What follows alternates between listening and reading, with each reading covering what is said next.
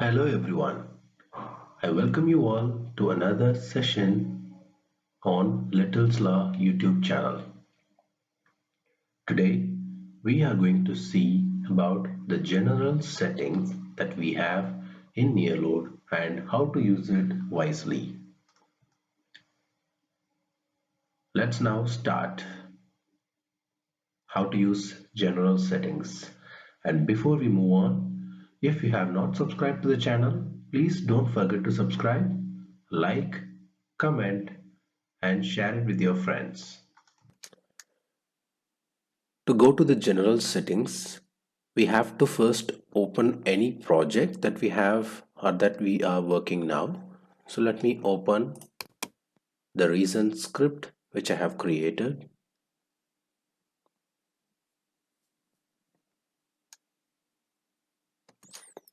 So now we have successfully opened the recent created project. And to go to the general settings, we have various options. We can go through edit, click on preferences,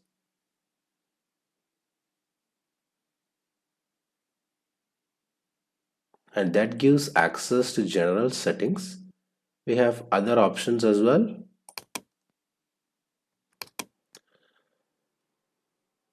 If we click share and click on collaboration preferences, it will take us to general settings window.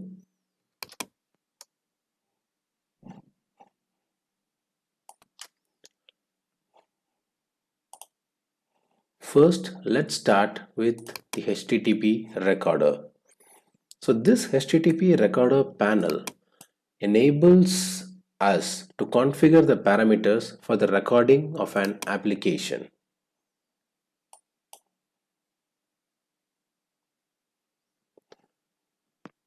The HTTP recorder settings group box allows us to set the neoload recorder in proxy mode. And here we have the port, and that is the listening port used by the recording proxy. And next we have this capture the browser window even when it is background. And this can be selected to have the recorder capture only the HTTP flows that are going through the browser window that we are using. And with this option, it is not necessary to close all the HTTP client applications or define exclusion rules to avoid unwanted requests in the recording. So by default, I normally don't select this option. And the second one we have is merge cookie keys detected in HTTP/2 header. So selecting this checkbox allows Neoload to merge several cookie keys into a single one, regrouping all the values. The regrouped values are comma separated.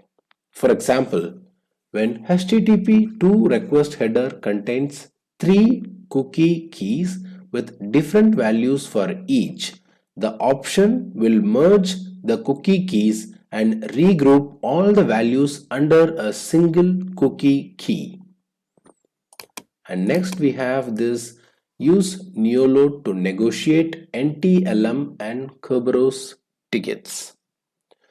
By selecting this option, it will actually help us in authentication issues that occurs through the NTLM or Kerberos protocols. So the option allows Neoload to perform the authentication process itself. And by selecting this checkbox, it will make sure that the Kerberos is properly configured in Neoload. Encrypting the passwords detected in forms is the next option. So selecting this checkbox will automatically encrypt the value contained in any password type field during our recording, HTTP recording. So by default, the encryption is active. I will show you one example that we have selected and the password is.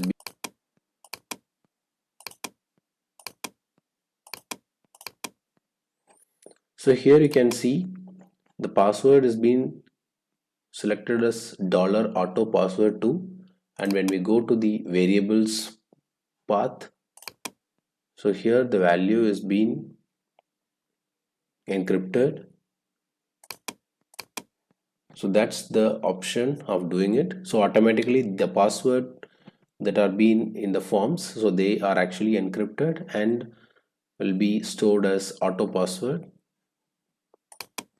So this is why it happens. And if we are not choosing, or if you are not selecting it, so automatically the password will be saved as another variable without any encryption. And then we have this certificates used for SSL interception. So to capture HTTPS traffic, we implement man in the middle interception, and we can either use our self-signed certificate, that is the embedded neoload certificate, or browse to our own added certificate if we have anything. So here under this certificate used for SSL interception section, by clicking on the plus button and browsing to the PKCS12 key from our file system, so neoload then prompts us to enter the password, and once you enter the password, automatically this certificate will be loaded here.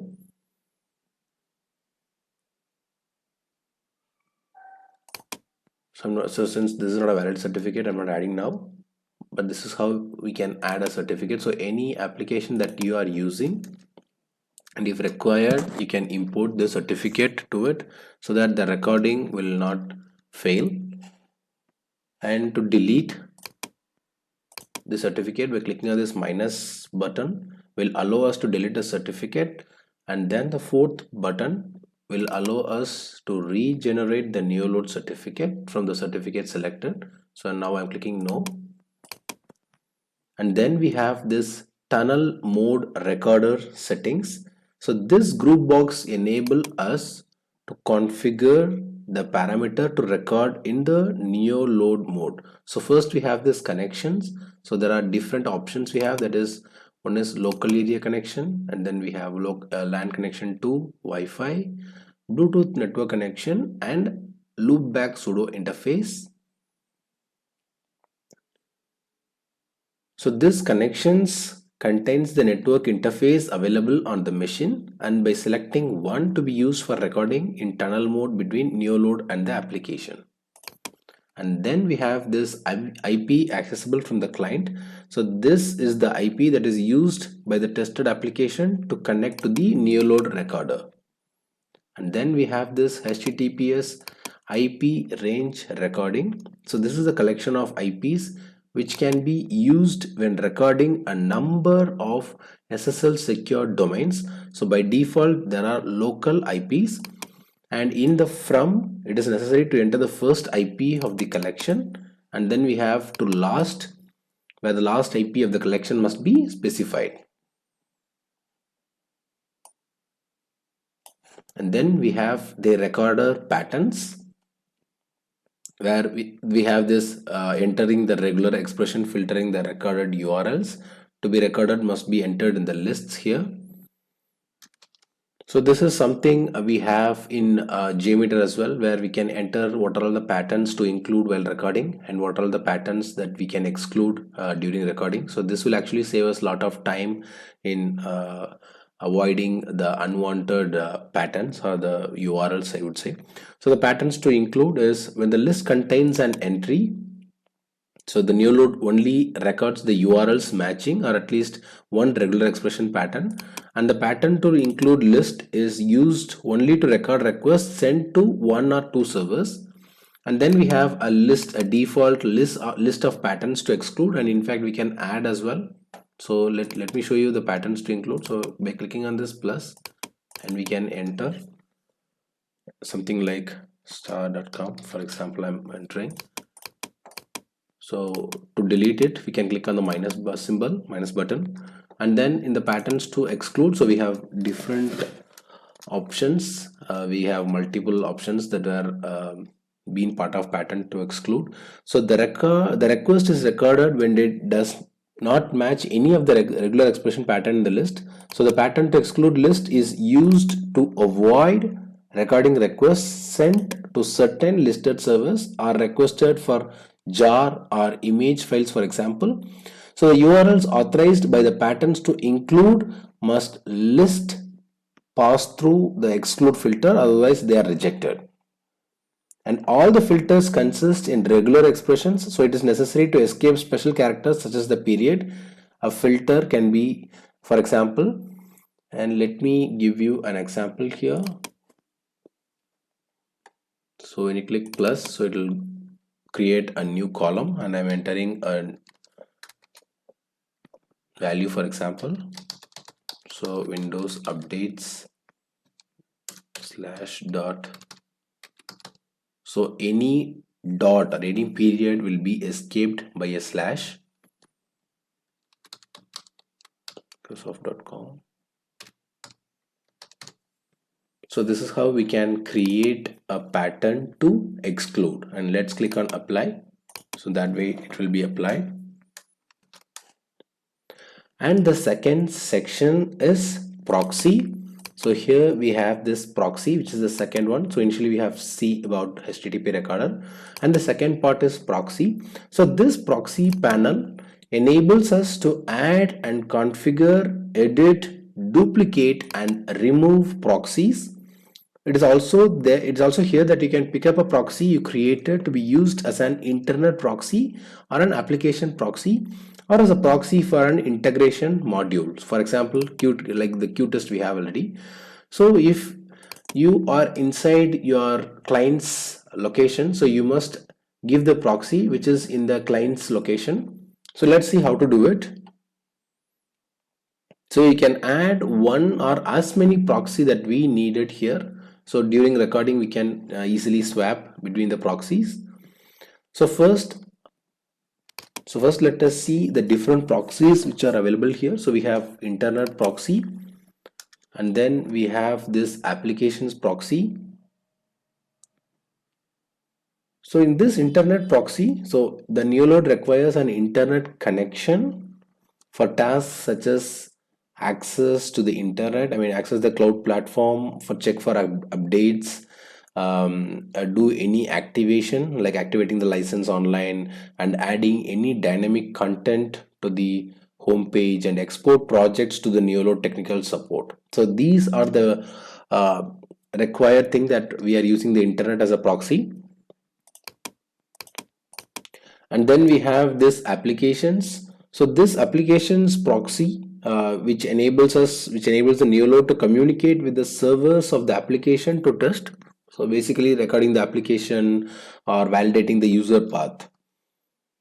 So next we have Neotis team server, and the next proxy options are Neotis team server, where we require an internet connection to access the Neotis team server for license management.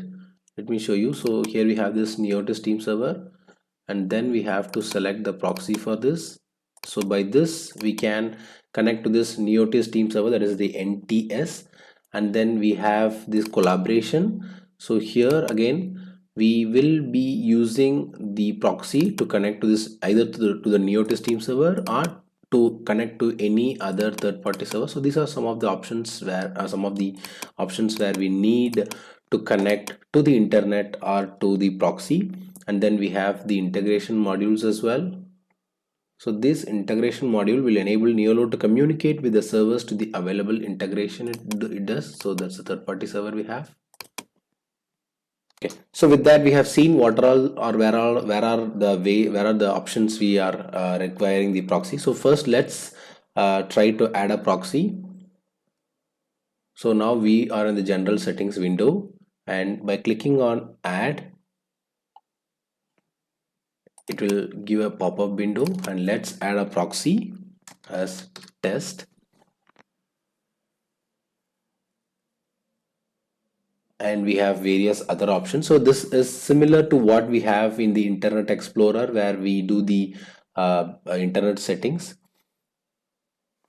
So we have various settings here. So let us go through it one by one. So automatically detect settings. So by selecting this, this option automatically detects the proxy settings and it requires the implementation of the WPAT protocol over the network.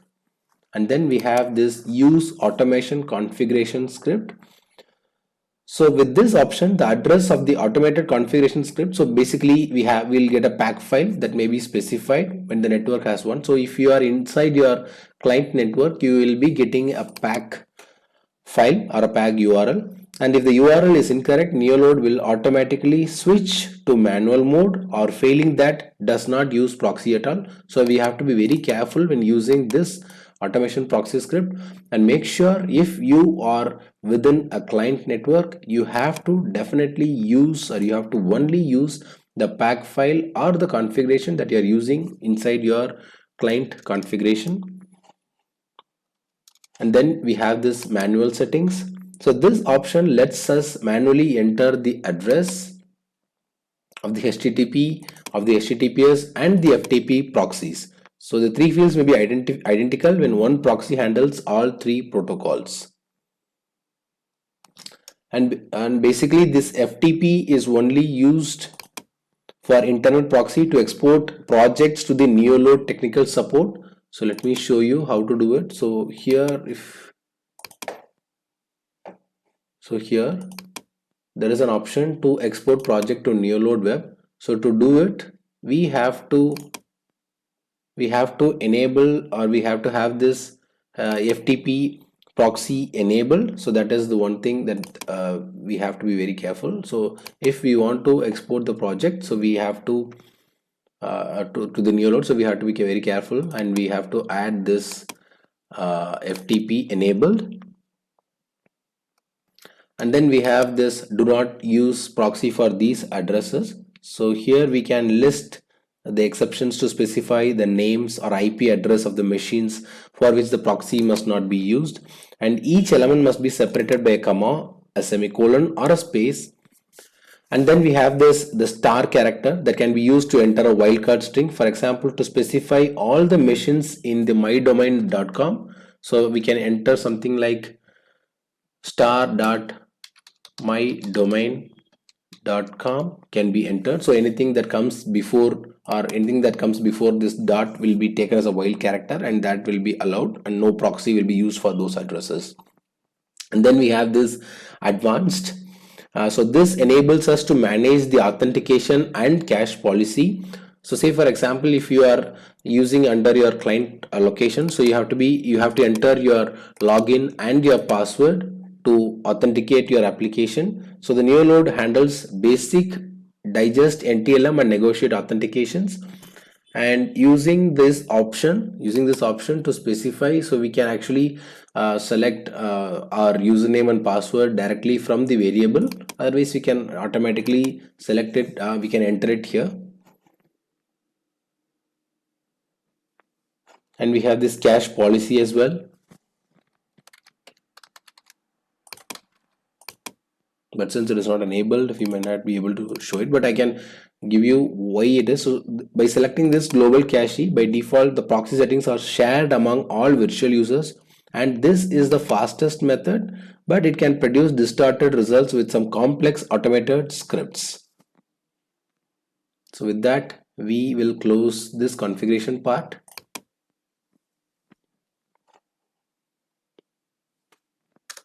So let's now see how to use the proxy that we have created. So I have created a proxy, and under the internal proxy, so here we have two options. Either we can select as none, or we can select the proxy that we have configured. So let me show you the proxy which I have configured. So to open that, I have to select the proxy, click on edit, and here we can see the proxy. And since I am outside any network, and since I am on the open internet, so I'm using this automatically detect settings, and here I can show you no cache and virtual user cache, which are part of the cache policy. And I'm clicking OK. So I can even duplicate it. So by clicking on duplicate, I can create a duplicate proxy, and then by clicking on this remove button, I can remove this duplicate policy. So here under the applications proxy, I can choose either none, or I can select the proxy which I have.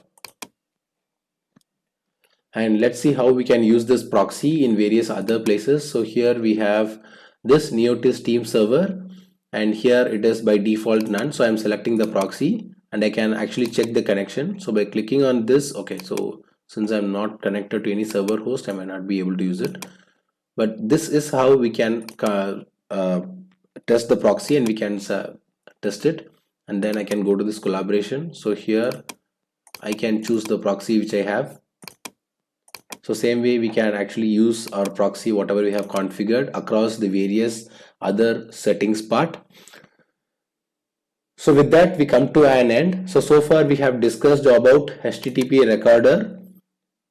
Just a quick recap. So here we can select the various HTTP recordings, and we can add a certificate here, any self-signed certificate or any certificate which are related to your application, and this tunnel mode recordings where we can select what type of connection we have and what are all the IP accessible from the client. And then we have this various HTTP range recording and what are all the patterns to include and exclude. And then when we come to proxy, we can create a proxy, we can add a proxy, we can give the settings, automatic or configuration script or manual settings, and then we can actually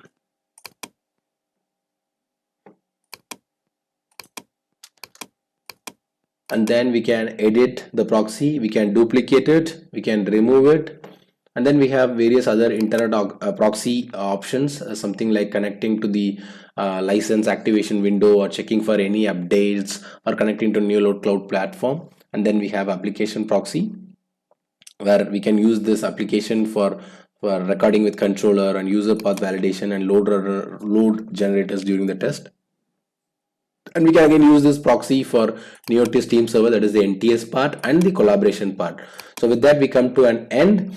Thanks everyone for watching the video. I hope you like this video. Please subscribe, like and share it with your friends. So in our next video we will see about the next sections that we have in general settings. Thank you so much.